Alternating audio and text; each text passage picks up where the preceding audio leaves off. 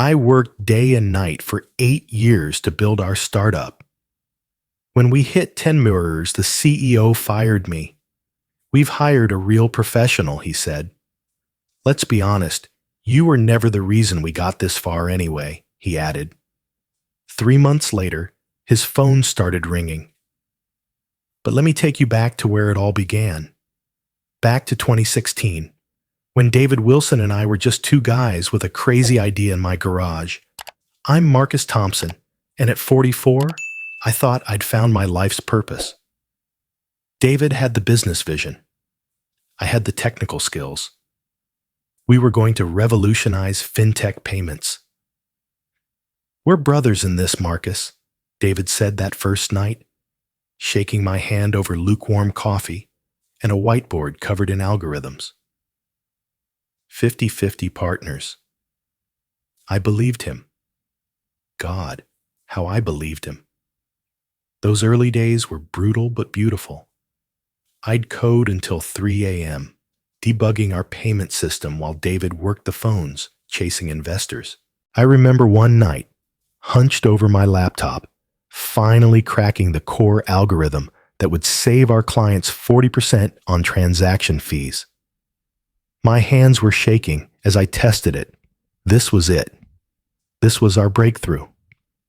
When I finally got home at dawn, my wife, Sarah, was already making Emma's breakfast.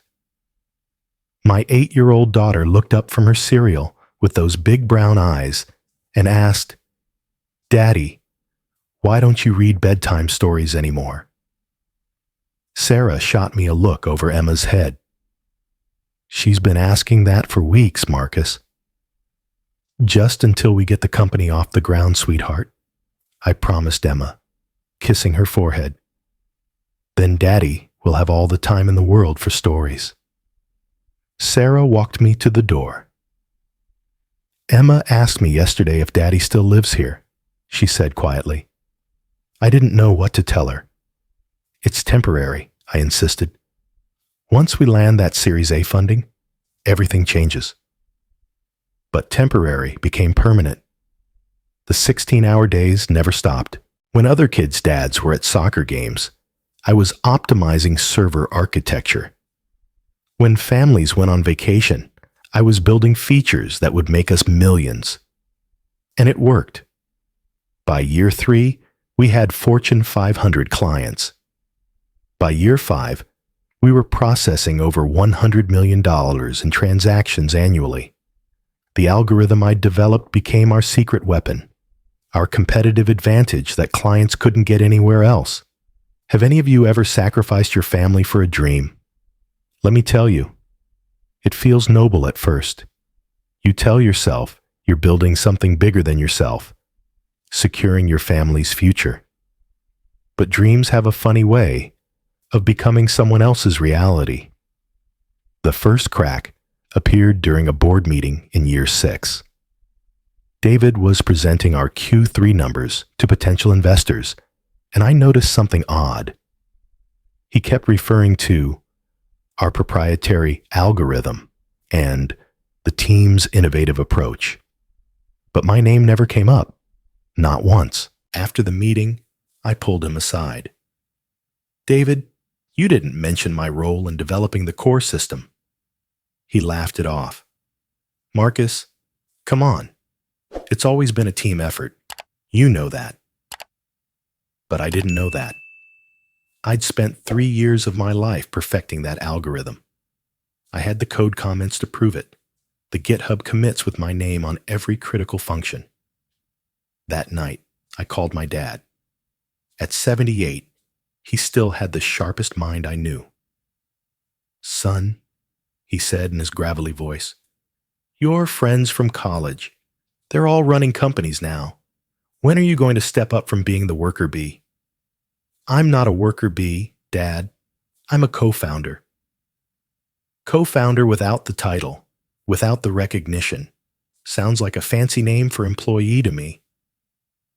His words stung because they were starting to feel true. David had begun hiring advisors, MBA graduates from Harvard and Wharton, who spoke in corporate buzzwords and looked at me like I was the hired help. The worst part was discovering David had registered the patent for my algorithm under the company name only. When I confronted him, he said, "It protects us both, Marcus. Company assets are our assets." But somehow, I was getting invited to fewer and fewer crucial meetings. When Goldman Sachs wanted to discuss our technical infrastructure, David said, "I'll handle this one. Too much technical jargon might confuse them." I was being written out of my own story. The breaking point came during Emma's science fair. She'd been working for weeks on a project about algorithms, my daughter, following in her dad's footsteps. I'd promised to be there to help her explain how sorting algorithms worked to the judges. I was putting on my jacket when David called. "Emergency meeting. The Goldman Sachs deal is happening faster than expected." "David, it's my daughter's science fair. I promised." "Marcus, this is a $20 million investment round. Emma will have other science fairs." I sat in that conference room, watching David charm investors with presentations built on my code, while my daughter stood alone at her booth, scanning the crowd for a father who never showed up. When I got home, Emma was already in bed. Sarah met me at the door with tears in her eyes. "She waited until 8 o'clock, Sarah said. "She kept asking where you were. Finally, she just gave up." I went to Emma's room and found her pretending to sleep, her science fair ribbon on the nightstand. I knelt beside her bed. "I'm sorry, sweetheart." She opened her eyes, and what she said next broke my heart. Daddy always breaks promises. Have you ever felt like you were being pushed out of something you created? That night, I couldn't sleep. I kept thinking about that Goldman Sachs meeting, about how David had presented my work as our innovation. I was getting coffee the next morning when I overheard David on the phone in his office. The door was slightly open, and his voice carried, "Once we hit 10 MMR ARR, we won't need him anymore. I've already talked to Jessica about the transition." My blood went cold. Jessica Martinez, the new advisor he'd brought in. The one with the law degree who always seemed to be watching me during meetings. I stood there in the hallway, coffee cup shaking in my hand, as David continued, "Marcus is brilliant, don't get me wrong, but he's not CEO material. Investors want to see professional leadership, not some code monkey playing businessman."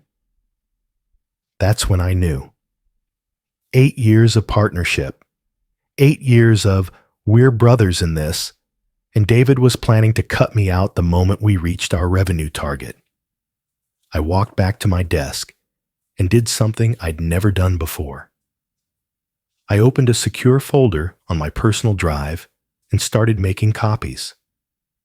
If David wanted to play games, I'd make sure I had insurance. 3 months later, we hit it, $10 million in annual recurring revenue. David called an urgent board meeting for the next morning. I knew what was coming, but somehow I still wasn't prepared for the betrayal. The conference room felt different that day. David sat at the head of the table, flanked by Jessica Martinez and 2 other lawyers I didn't recognize. The board members avoided eye contact. "Congratulations, Marcus," David beamed, raising a coffee cup like it was champagne. "We hit 10 million ARR. Can you believe it?" "It's incredible," I replied, though nothing about this felt like a celebration. Jessica slid a stack of documents across the table. "Marcus, we need to discuss some changes to the company structure." I flipped through the papers, my engineering mind quickly processing the legal jargon. My equity had been diluted from 50% to 5%. Technical decisions would now require board approval. My role was being redefined as senior technical consultant. "What is this?" I asked, though I already knew. David's expression shifted from fake celebration to cold business. "Marcus, we've hired a real professional to take over the technical leadership. Rachel Stevens, former VP of engineering at Google." The words hit like a physical blow. "A real professional?" "Let's be honest," David continued, his voice taking on a tone I'd never heard before. "You were never the reason we got this far anyway. You're a great coder, but this company needs actual leadership now." The room went silent. 8 years of 16-hour days. 8 years of building something from nothing. 8 years of sacrificing my family, reduced to, "You're a great coder." I looked around the table at faces I'd known for years. Board members I'd presented to. Advisors I'd worked with. Not one of them met my eyes. "I see," I said calmly, reaching into my jacket pocket. What they couldn't see was that I was activating the recording app on my phone. "When do you need me to transition my responsibilities?" David seemed surprised by my composure. "We'd like you to stay on as a consultant. Same salary, just different responsibilities." Same salary. Not equity, salary. For the company I'd built from the ground up. "And if I decline?" Jessica leaned forward. "We'd prefer not to make this adversarial, Marcus." I stood up, my mind strangely clear. All I could think about was going home to Sarah and Emma, trying to explain how Daddy had lost everything we'd worked for. "Don't make this harder than it needs to be, Marcus," David said. "Clean out your desk. Take your time." I smiled then. A real smile, not the fake celebration from earlier. "I'll need 48 hours to properly document everything and ensure a smooth transition." David nodded, probably relieved I wasn't making a scene. "Of course. Professional to the end." If only he knew what those 48 hours would cost him. I spent those 2 days methodically removing my digital fingerprints from the company. Not destroying anything. I'm not a saboteur. But 8 years of building relationships, of being the technical face of the company, of knowing every system inside and out, those connections were mine. Sarah was devastated when I told her. We sat in our kitchen while Emma did homework upstairs, and I watched my wife process the betrayal. 8 years, she whispered. 8 years of missing dinners, missing bedtimes, missing Emma's childhood, and they just threw you away. "I'm going to fix this," I promised. "How, Marcus? How do you fix 8 years of your life being stolen?" I didn't answer because I wasn't sure yet, but I had a plan forming. The next morning, my phone rang. Rachel Stevens, the real professional David had hired to replace me. "Marcus, I know this is awkward, but I really need to understand the system architecture. The documentation is incomplete. I'd be happy to help with the transition," I said carefully. Though I should mention, David might have oversold the system's simplicity. Over the next hour, I explained to Rachel just how complex our infrastructure really was. How the algorithm she'd been hired to improve was actually a delicate ecosystem that I'd spent 3 years perfecting. How the client integrations weren't just plug and play, but required deep knowledge of each company's specific requirements. "Marcus," she said finally, "I think David may have misrepresented the situation. This isn't a system that needs new leadership. It needs its original architect." But it was too late for that conversation. The papers were signed, the equity transferred, the decision made. That afternoon, Tom Rodriguez knocked on my door. Tom had been our senior developer for 4 years, one of the few people who truly understood the depth of my technical contributions. "This is bullshit, Marcus," he said without preamble. "David's been telling people you were just one of the developers. I've got half a mind to quit." "Don't do that, Tom. You've got a family to think about." "So did you, and look how they treated you." Tom left, but his words stuck. Other employees started reaching out. Developers who'd worked directly with me. Customer success managers who'd relied on my technical explanations for client calls. Even some of the sales team who'd used my algorithm as their primary selling point. The next day, I got a call from James Chen at TechFlow, our biggest competitor. "Marcus, I heard about David's restructuring. We'd love to talk." For 8 years, I'd been loyal to a fault. I'd turned down headhunter calls, declined offers from Google and Amazon. But David had made it clear. Loyalty was a one-way street. 3 days after my transition, I started at TechFlow as their CTO. Better salary, better equity, better respect. But more importantly, I brought something David didn't realize he was losing. The first sign of trouble came 2 weeks later. Atlantic Bank, our biggest client, called David with concerns about service degradation. Response times were slower, and there'd been 2 minor outages. "Technical growing pains," David assured them. "We're scaling rapidly." But it wasn't growing pains. It was the absence of institutional knowledge.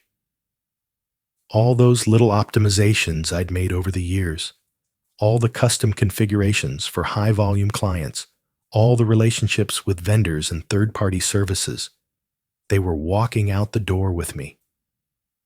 Rachel Stevens was brilliant, don't get me wrong. But you can't master 8 years of system evolution in a few weeks, no matter how smart you are.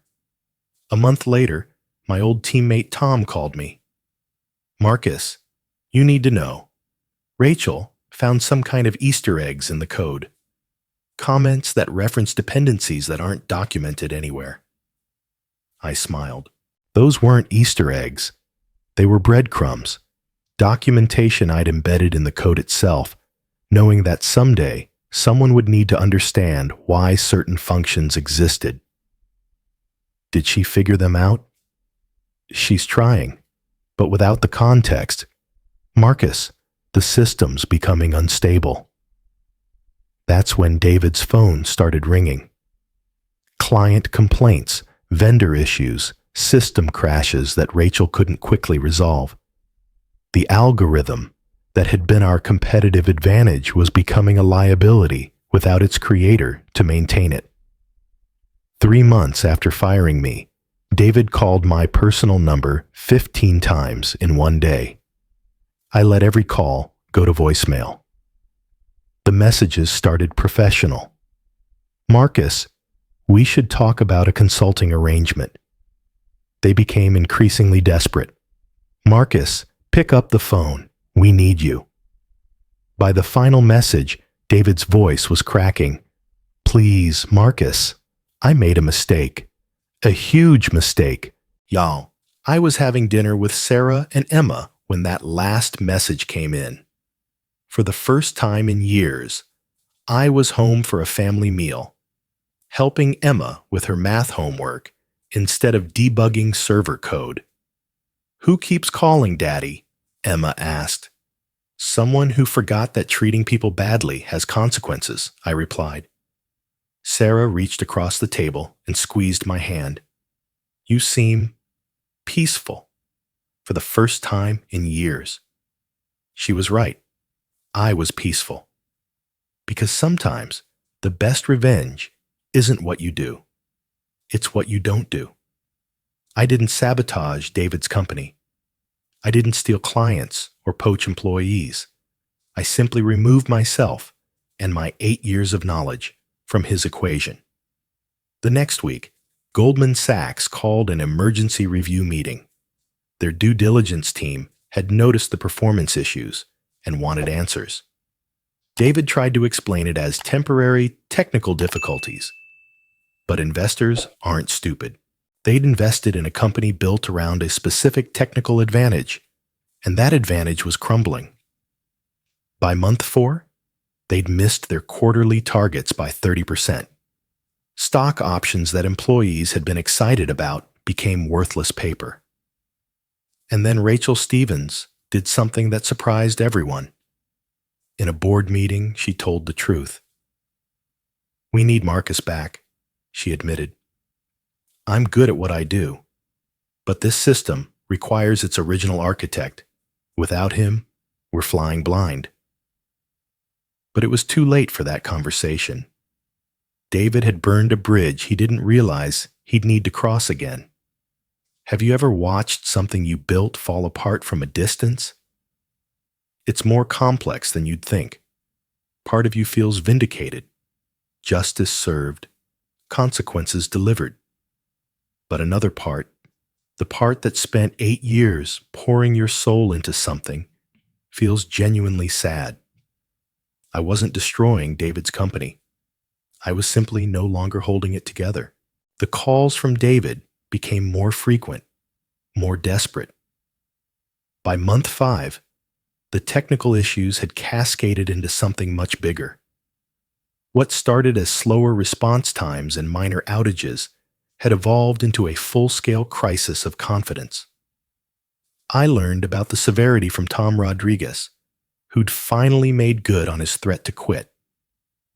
We met for coffee at a small cafe near TechFlow's offices, and he looked exhausted.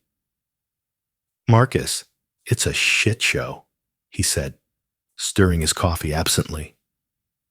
"Rachel's brilliant, but she's trying to rebuild a plane while it's flying. Yesterday, we had a 6-hour outage that affected 3 major clients." 6 hours? I raised an eyebrow. In 8 years, our longest outage had been 43 minutes. "She found one of your embedded dependencies, something about load balancing during peak hours.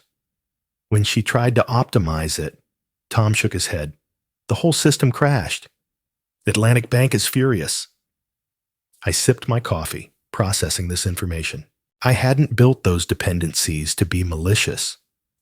They were elegant solutions to complex problems, the kind you develop after years of understanding how real-world usage patterns differ from theoretical models.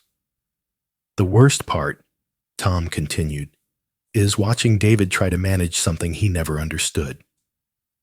He's been telling clients it's scaling challenges, but everyone knows that's bullshit." That evening, I was picking Emma up from school, something I'd never been able to do during my years at the startup. She ran to my car with a huge smile, backpack bouncing. "Daddy, guess what? I got an A on my science project." "That's wonderful, sweetheart." "Which project?" "The one about algorithms. Mrs. Patterson said I explained it better than most high schoolers." I felt a warmth spread through my chest. "Your mom helped you practice?" "Nope. I remembered everything you taught me before." "Before you got too busy." "Before I got too busy. Before I chose David's dream over my daughter's childhood." "Well, I'm not too busy anymore," I said, ruffling her hair. "How about we celebrate with ice cream?" At home, Sarah was waiting with an expression I couldn't read. "Marcus, you had some interesting calls today." "Oh?" "A reporter from TechCrunch, someone from the Wall Street Journal, and..." She paused. "David's wife." That last one surprised me. "Patricia called?" She sounded upset, said David's been coming home later and later, stress eating, not sleeping. Apparently, he's been muttering your name in his sleep. I felt an unexpected pang of, not guilt exactly, but something complicated. Patricia was a good person who'd been caught up in her husband's choices. "What did you tell her?" that I was sorry she was going through this, but that choices have consequences. The next morning brought news that changed everything. TechCrunch published an article titled, "When Founders Forget Their Foundations," detailing the technical troubles plaguing David's company. The piece didn't mention me by name, but anyone in the industry could read between the lines. The article quoted an unnamed former technical leader saying, "You can't just replace institutional knowledge with fresh talent and expect the same results. Some systems are more than code. They're relationships, understanding, and years of iterative improvement." Rachel Stevens had spoken to the reporter. She was trying to save the company by telling the truth. But truth, as David was learning, can be more destructive than any sabotage. By 10 a.m., my phone was ringing. Goldman Sachs wanted to schedule a call. 3 major clients had reached out expressing concerns about technical stability. And David had left 7 voicemails, each one more panicked than the last. I listened to them while walking around TechFlow's offices, a place where I was respected, valued, where my opinions mattered. "Marcus, please call me back. I know we need to talk." "Marcus, this is serious. The Goldman deal is in jeopardy." "Marcus, I'm begging you, just pick up the phone." James Chen, TechFlow's CEO, found me in the break room. "Everything okay? You look thoughtful." "My old company is imploding," I said simply. "The one that fired you?" "The very same." James leaned against the counter. "How does that feel?" "Complicated." It was the most honest answer I could give. That afternoon, the complications multiplied. The Wall Street Journal ran a deeper investigation into the fintech startup space, specifically examining cases where technical co-founders were pushed out during scaling phases. Our company was featured prominently. The article included quotes from former employees, all speaking on condition of anonymity. Marcus was the heart of our technical infrastructure. Losing him was like removing the foundation while trying to build higher floors. David always talked about Marcus like he was replaceable, but the code tells a different story. Everything important has Marcus's fingerprints on it. We knew this would happen. You can't just erase someone who built the system from scratch. By market close, their company valuation had dropped from $50 million to $15 million. 3 major clients had initiated contract reviews. The engineering team was hemorrhaging talent, following my path to competitors who actually valued technical expertise. Sarah found me that evening, sitting in Emma's room, watching our daughter sleep. "Rough day?" she asked softly.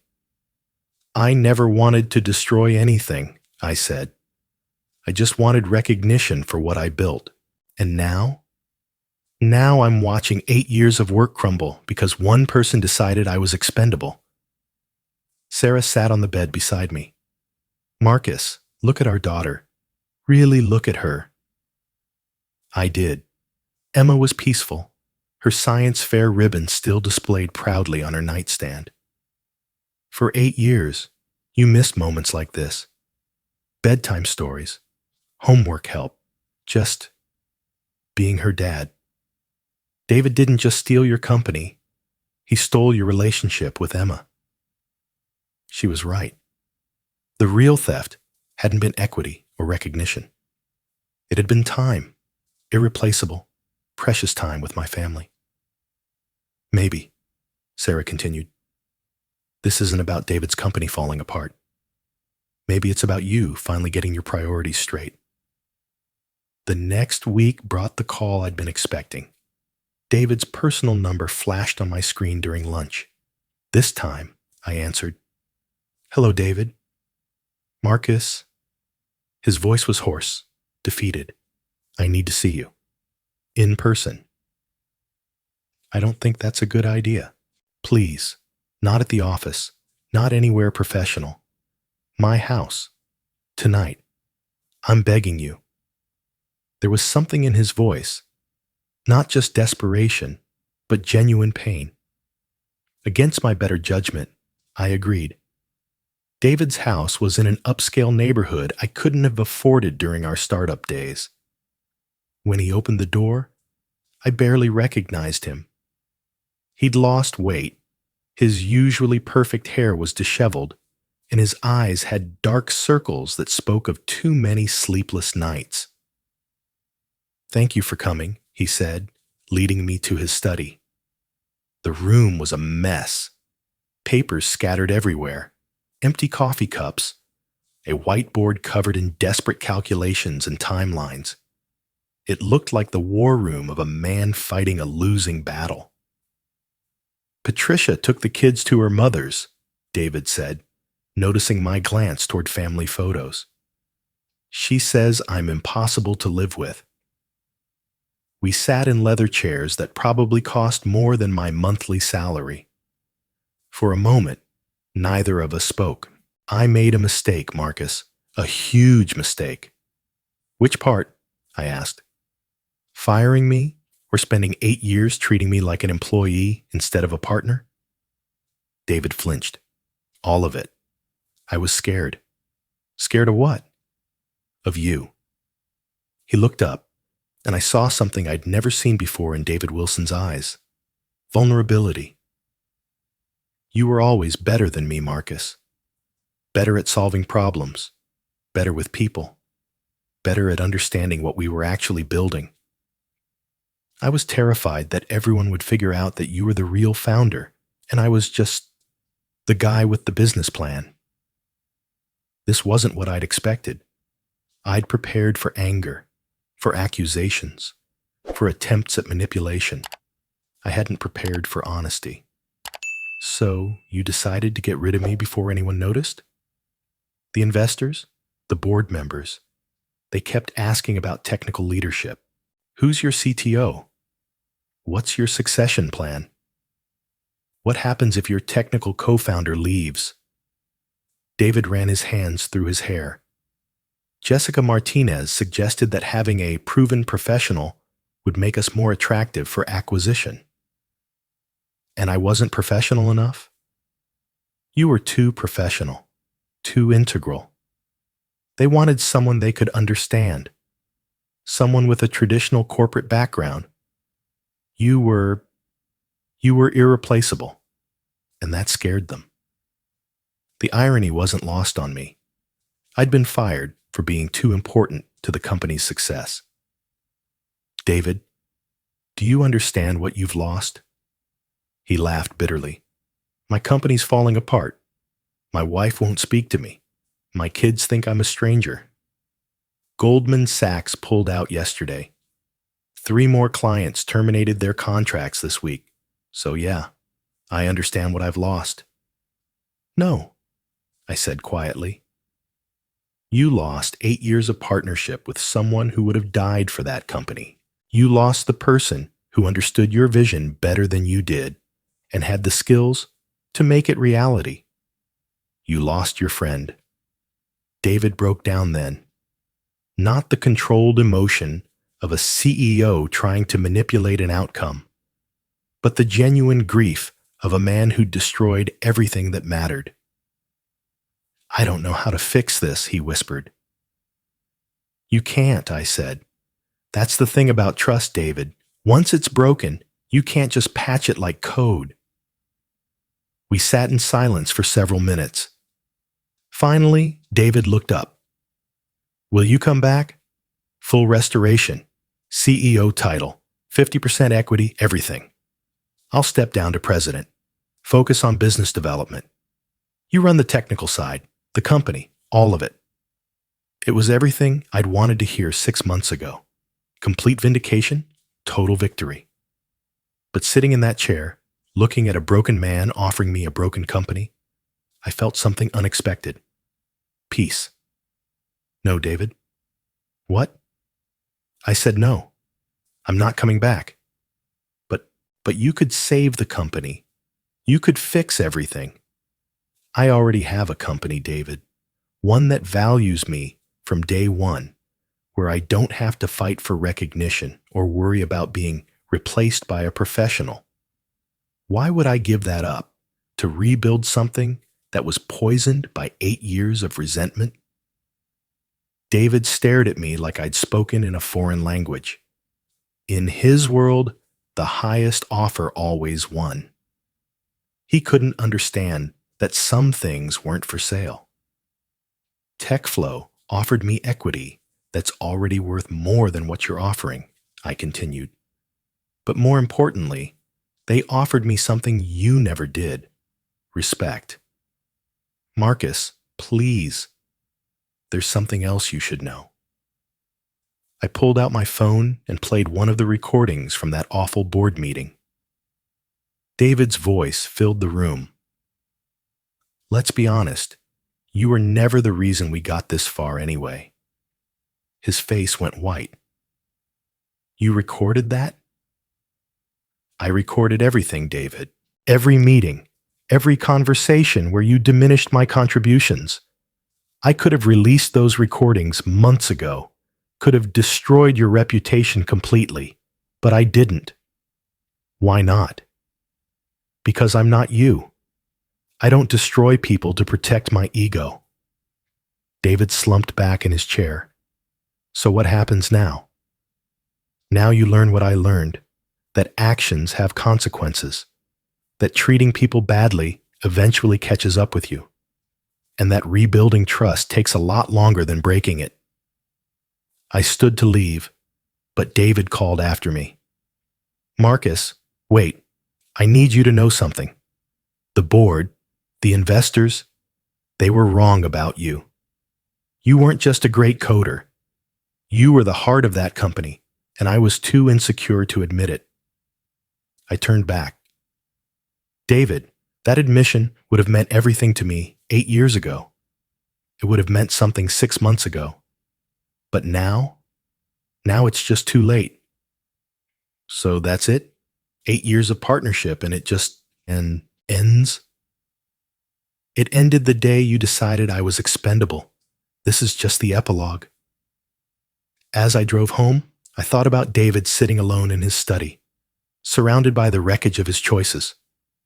I felt bad for him, genuinely bad. But I also felt something else: freedom. For 8 years, I'd carried the weight of that company on my shoulders. I'd sacrificed my health, my family time, my peace of mind to build something I believed in. And when it succeeded, I'd been written out of the story. Now, watching it fail without me, I realized something important. I wasn't responsible for David's choices. I wasn't responsible for saving a company that had thrown me away. I wasn't responsible for fixing relationships that others had broken. I was only responsible for building something better. 2 years later, Emma and I were setting up for her 10th birthday party when Sarah called me over to the window. Marcus, you might want to see this. David was walking up our driveway, carrying a wrapped present. Emma noticed him too. Who's that, Daddy? Someone I used to work with, sweetheart.